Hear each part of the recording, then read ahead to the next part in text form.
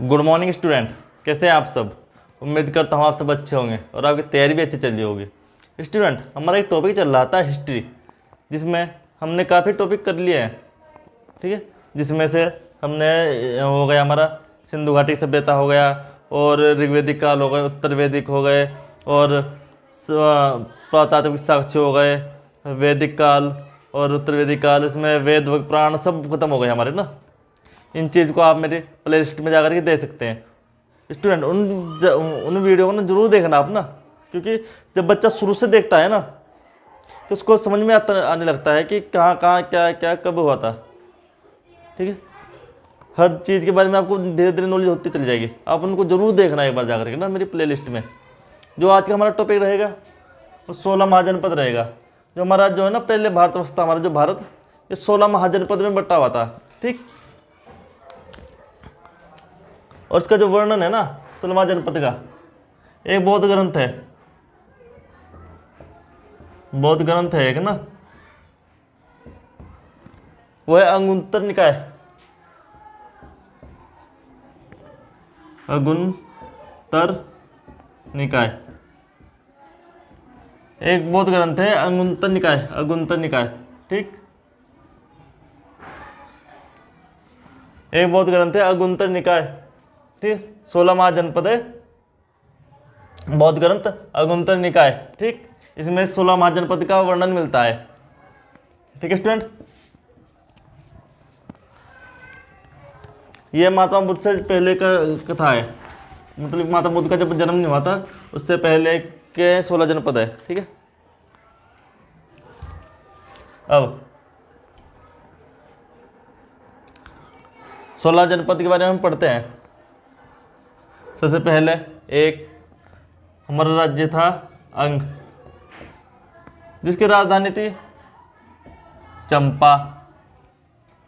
Number 2 हमारा था मगध, मगध जिसकी राजधानी थी गिरिव्रज,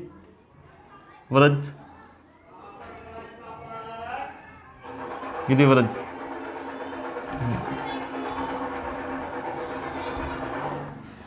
गिरिव्रज या राजगृह थी, गिरिव्रज या राजगृह,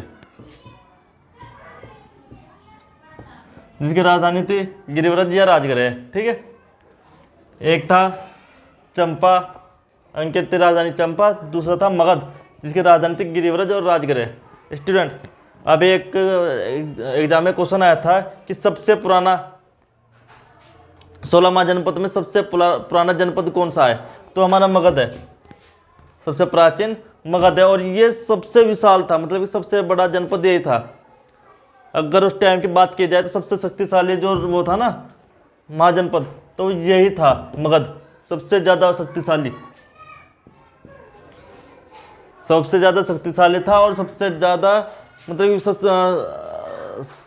सबसे बड़ा विशाल था, मतलब सब बहुत ज़्यादा बहुत बड़ा था, ये बहुत विशाल था ये। ठीक, मगध साम्राज्य, इसकी सेना काफ़ी दूर तक फैली हुई थी, काफ़ी दूर तक इसका मतलब कि एरिया था। ठीक है, समझ गए होंगे, मतलब सबसे ज़्यादा ताकतवर यही था, क्या मतलब यही है मेरा, और सबसे प्राचीन भी यही है मगध। ठीक, नंबर 3 काशी, यह गया हमारा काशी। काशी की राजधानी वाराणसी, वाराणसी। ठीक है, आज याद करा के जाऊंगा मैं आपको। अंग की राजधानी चंपा, मध्य की राजधानी गिरिव्रज या राजगृह। ठीक, काशी की राजधानी वाराणसी। काशी और वाराणसी तो पास पास में है ना, वो तो आपके याद हो जाएंगे। अंग, अंग की चंपा। ठीक, मगध की राजगृह या गिरिव्रज। ठीक है, और नंबर 4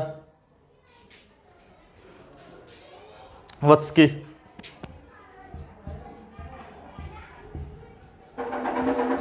कौशाम्बी। ठीक, 4। स्टूडेंट एक बार इनका 4 का डिवाइड कीजिए आप, ये हेड के जाना है, अगर बाद में पढ़ने की जरूरत नहीं है। अंक की राजधानी चंपा, मगध की राजधानी गिरिव्रज या राजगृह, वत्स की राजधानी कौशाम्बी, काशी की वाराणसी। ठीक, और वज्जी की 5वां हो गया वज्जी,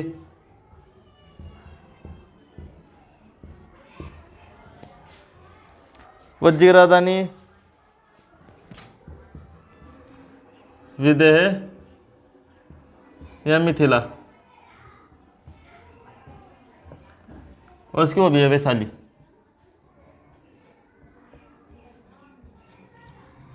मैंने ये विदेह मिथिला। ठीक है,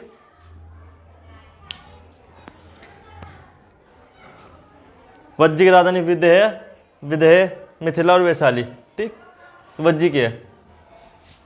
इनको एक बार 5 को याद करते हैं। ठीक है, मेरे साथ साथ बोलेंगे आप। नंबर 1 पहले, अंक की राजधानी चंपा। ठीक, मगध की राजधानी राजगृह या गिरिव्रज। ठीक, वत्स की राजधानी कौशाम्बी, और वज्जी की राजधानी वो विदेह मिथिला या वैशाली, वज्जी की, और काशी की वाराणसी। ठीक है, यहाँ तक कि कोई डाउट नहीं होना चाहिए, मैंने आपको सब चीज़ बता दिया है। एक बार और बता देता हूँ मैं आपको। अंक की राजधानी चंपा, मगध की राजधानी गिरिव्रज या राजगृह, काशी की राजधानी वाराणसी, वत्स की राजधानी कौशाम्बी, वज्जी की राजधानी विदेह मिथिला या वैशाली। ठीक है स्टूडेंट,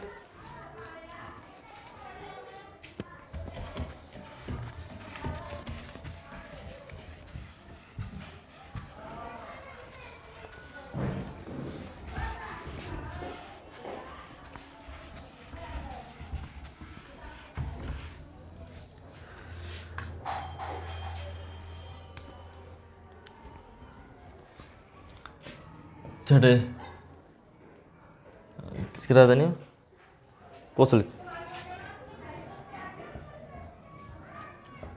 कौशल की राजधानी सरावस्ती। ठीक है, और नंबर 7, अवंती की राजधानी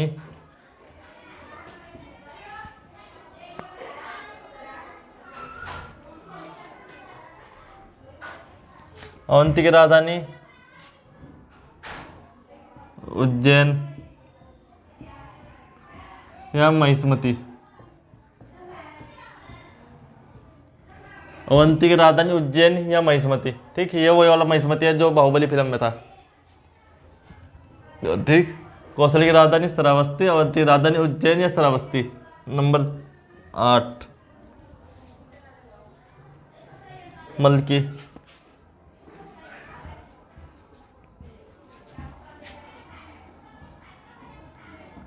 कुशीनारा। मल्लिक की राजधानी कुशावती, उनकी राजधानी कुशावती, मल्लिक की राजधानी कुशावती।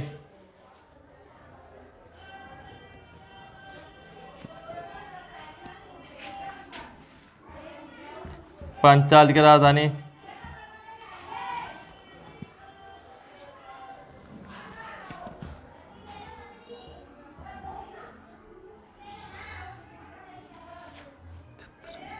आई छत्र या कामपिल्य, आई छत्र या कामपिल्य। पांचाल की राजधानी अयक्षेत्र या कामपल्य। ठीक है, एक बोलिए तो 10 को मैं रटवाता हूँ फिर। 10 की होगी चेदी की होगी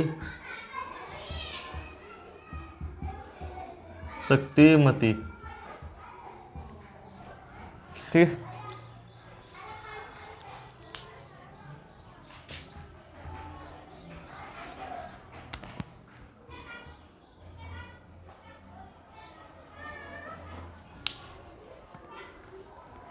नेक्स्ट स्टूडेंट, हमारी 10 हो गई है। ठीक। कौशल की राजधानी श्रावस्ती, और उसकी अवंती की राजधानी उज्जैनी या महिष्मती। ठीक। मल्ल की राजधानी कुशावती, पंचाल की राजधानी अक्षेत्र या काम्पिल्य, चैती की राजधानी शक्तिमती। ठीक। 10 हो गए, 5 पहले पढ़ी और 5 अब। एक बार उनका दोबारा से रिवाइज कर लेते हैं हम ना। अंक की राजधानी चंपा, और इनके बाद कौन सी थी वो? अंक थी चंपा। मगध की गिरिव्रज या राजगृह मगध की, और वत्स की थी वो क्या थी? वत्स की थी कौशाम्बी। काशी की होगी वाराणसी, और आपकी काशी वाराणसी। और कौशल की होगी श्रावस्ती। उज्जैन की होगी अवंती की होगी उज्जैन या महिष्मती, और मल्ल की होगी कुशावती। पांचाल की होगी अक्षेत्र या काम्पिल्य, चैती की होगी शक्तिमती। स्टूडेंट ठीक है स्टूडेंट। वत्स की कौशाम्बी, और वज्जी की होगी विद्या है मिथिला वैशाली। ठीक है, वज्जी की। अब हमारी 6 और रह गई।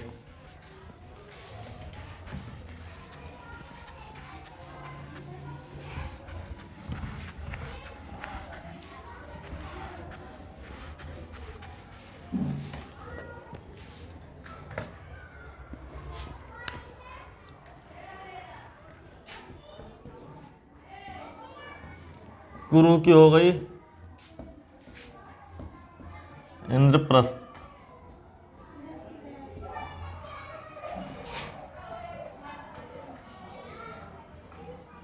कंबोज की हो गई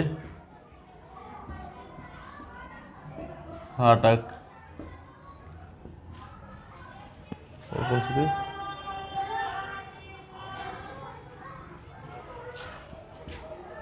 मत्स्य की हो गई विराटनगर।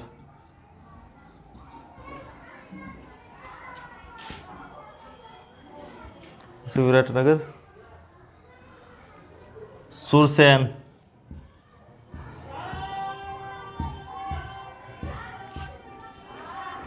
मथुरा।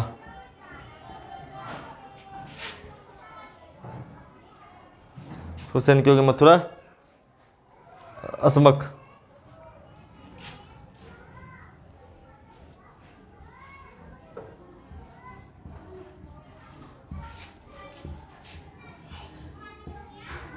पोतन या पोतली।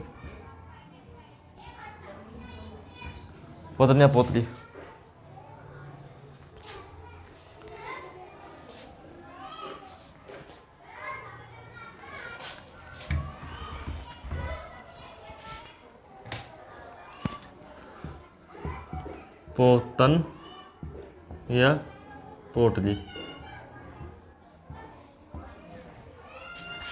लास्ट रह गई 16 गांधार।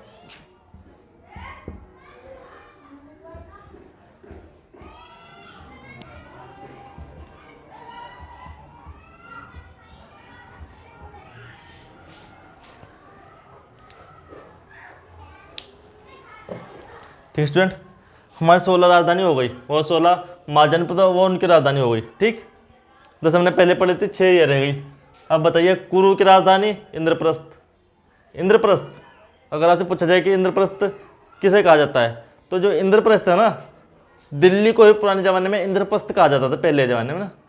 तो ये इंद्रप्रस्थ है ना, दिल्ली का ही प्राचीन नाम है इंद्रप्रस्थ। ठीक।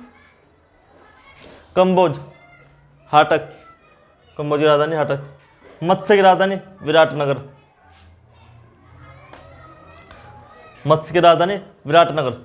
ये विराटनगर वो है जहाँ पर पांडवों ने अज्ञातवास के दौरान अपना अज्ञातवास गुजारा था, विराटनगर में। ठीक है। सुरसेन मथुरा का पता ही है। असमक, पोतन या पोटली, स्टूडेंट, मैंने भी बताया था आपको कि जो इसमें ना सबसे शक्तिशाली राज्य था ना वो मगध था, सबसे शक्तिशाली। ठीक, उसमें दूसरे नंबर पे जो राज्य था ना वो अस्मक था, दूसरे नंबर पे, जिसकी राजधानी पोतनिया पोर्ट ली थी। ठीक, फिर रहता है गांधार, गांधार की राजधानी तक्षशिला। ठीक, जो हमारा जो तक्षशिला है गांधार में ही है। गांधार जो महाभारत काल में शकुनी थे ना, शकुनी, मामा शकुनी, वह गांधार के ही राजा थे, गांधार राज्य के राजा थे वो। और तक्षशिला इनकी राजधानी है। ठीक, गांधार की राजधानी तक्षशिला, जहाँ पर ये तक्षशिला वही है जहाँ पर आचार्य चाणक्य सीख सकते। हमारे जो आचार्य चाणक्य थे वो यहीं पर सीख सकते। वो मतलब कि शिक्षक के आचार्य कहा जाता था उस टाइम पे, शिक्षक तो अब कहने लगे, उस समय आचार्य कहा जाता था। तो जो तक्षशिला के ही वो थे, आचार्य थे वो। तो ऐसा होता है कि जो उस समय हमारे जो सिकंदर महान है ना, सिकंदर पूरी दुनिया को जीतने के लिए आया हुआ था, सबको हराता हुआ था, सबको मतलब जीतता था, बहुत बड़ी सेना लेकर के आया था वो, तो सबको जीतता हुआ था। तो जो हमारे आचार्य चाणक्य है, ये तक्षशिला के जो चाणक्य, वो मगध के पास जाते हैं उस समय, क्योंकि मगध सबसे बड़ी शक्ति थी भारतवर्ष की। उसके पास जाते हैं कि भैया अभी तुम क्या करो, तुम ये जो 16 जनपद है ना, इनको सबको मिला के एक कर दो।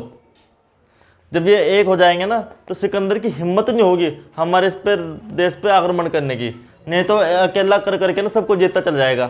पहले ऐसे जीत लेगा कुरु को, फिर कम्बोज को, मत्स्य को, फिर धीरे धीरे करके सबको जीतता जाएगा। तो मगध नरेश थे उस समय घनानंद, उनके पास जाते हैं, उनको ही कहते हैं कि भाई सबको मिला लो। उस समय मगध के सम्राट हुए थे। तो लेकिन क्या करते हैं कि जो होता है ना घनानंद, वो उसको अपमानित करके आचार्य चाणक्य को अपने राज्य से बाहर ही गिरवा देते हैं। बाहर मतलब कि इसको बाहर भिजवा देते हैं, किसको, उसके मतलब कि बाल पकड़ के ना, उस समय चुटिया आती है इनकी, उसकी चुटिया पकड़ के बाहर भिजवा देते हैं कि भाई जाओ तुम। हमने सैनिकों को कह देते हैं कि इसको बाहर फेंक के आ जाओ। ठीक है, तो उस समय हमारे जो आचार्य चाणक्य वही प्रतिज्ञा लेते हैं कि जब तक मैं तुझे हटा करके, घनानंद को बोलते हैं, जब तक मैं तुझे हटा करके एक योग्य शासक ना नियुक्त कर दूं यहाँ पर मगध में, तब तक मैं अपनी शिखा नहीं बांधूंगा, तब तक मैं अपनी शिखा नहीं बांधूंगा। तो वो आचार्य चाणक्य ही प्रतिज्ञा लेते हैं। ठीक है, उसके बाद उनकी खोज शुरू हो जाती है आचार्य चाणक्य की। तो जब उनकी खोज शुरू हो जाती है तो वो चंद्रगुप्त से मिलते हैं। तो चंद्रगुप्त को वो तक्षशिला में शिक्षा देते हैं और उसको मतलब कि प्रशिक्षित करते हैं अस्त्र वस्त्र के। उस समय तलवारबाजी सिखाते थे, कुछ ज्ञान देते हैं, कुछ शिक्षा देते हैं उसको फिर इतना प्रशिक्षित करते हैं कि जब वो बड़ा होता है ना, बड़ा होकर के वो घनानंद को मार देता है और उसकी गद्दी पर बैठ जाता है। तो वैसे ही फिर ये मौर्य साम्राज्य शुरू होता है। फिर मौर्य साम्राज्य शुरू होता है चंद्रगुप्त मौर्य के द्वारा। ठीक है, अगला जो हमारा टॉपिक हो रहेगा वो मौर्य साम्राज्य रहेगा। ठीक है स्टूडेंट, तो बस आज की क्लास में इतना ही। और स्टूडेंट अगर क्लास अच्छी लगी हो तो लाइक करना, कमेंट करना और अपने दोस्तों को जरूर शेयर करना। ठीक है, ताकि वो भी पढ़ सके कि अपना भविष्य कि में आगे बढ़ सके और वही पढ़ सके जो ज़रूरत है। स्टूडेंट मैं बताता हूँ कि जो बच्चे होते हैं ना, अच्छे के चक्कर में कि हमें कोचिंग में जाते हैं, चलो वहाँ पर अच्छा कंटेंट मिल जाएगा, ये मिल जाएगा, वो मिल जाएगा। तो जो होता है ना, मैं बता रहा हूँ, कोचिंग जो बच्चे करते हैं ना वो इसलिए करते हैं ताकि उनको अच्छा कंटेंट मिल जाए। नहीं तो बुक्स तो बाजार में से कोई भी खरीद लेगा, बुक तो बाजार में से कोई भी खरीद लेगा, पढ़ भी लेगा, फिर वहाँ पर जाने की क्यों जरूरत पड़ रही है आपको? कोचिंग में जाने की फिर क्या जरूरत पड़ रही है जब बुक से ही पढ़ना है? तो टीचर लोग भी बुक से ही पढ़ाते हैं, लेकिन टीचर को ये पता होता है क्या पढ़ाना है बच्चे को। टीचर को ये पता होता है कि बच्चों को क्या पढ़ाना है, लेकिन बच्चों को ये नहीं पता होता है क्या पढ़ना है। इसीलिए बच्चा मार्केट से बुक ना खरीद करके कोचिंग में जाता है ताकि उसको अच्छा कंटेंट मिल सके। ठीक है, और वही कंटेंट मैं आपको दे रहा हूँ। और आपको ऐसा कंटेंट दे रहा हूँ मैं, आपको थोड़ा पढ़ने को मिल रहा है, मैं कह रहा हूँ आपको थोड़ा ही पढ़ने को मिल रहा है, लेकिन ना मेरी पुरानी वीडियो को देखना, एक भी क्वेश्चन अगर उनसे छूट जाए, एक भी क्वेश्चन अगर उनसे छूट जाए तो आप मेरी वीडियो को डिसलाइक कर देना, सब्सक्राइब कर देना, कुछ भी। अगर इस टॉपिक से मेरे क्वेश्चन आते हैं तो वो छूटता है तो जो मैंने पढ़ाया है, ठीक है, जो टॉपिक मैंने करा दिया है उन टॉपिक से अगर कोई भी क्वेश्चन छूट जाता है तो मेरी वीडियो को डिसलाइक कर देना, सब्सक्राइब कर देना, कुछ अनसब्सक्राइब कर देना, कुछ नहीं, मेरे को फॉलो कुछ नहीं करना, ठीक है। बस मैं चाहता हूँ कि आपको भविष्य अच्छा हो, ठीक। और वीडियो अगर अच्छी लगी हो तो अपने दोस्तों को जरूर शेयर करना और सब्सक्राइब करना, ठीक है स्टूडेंट। Thank you.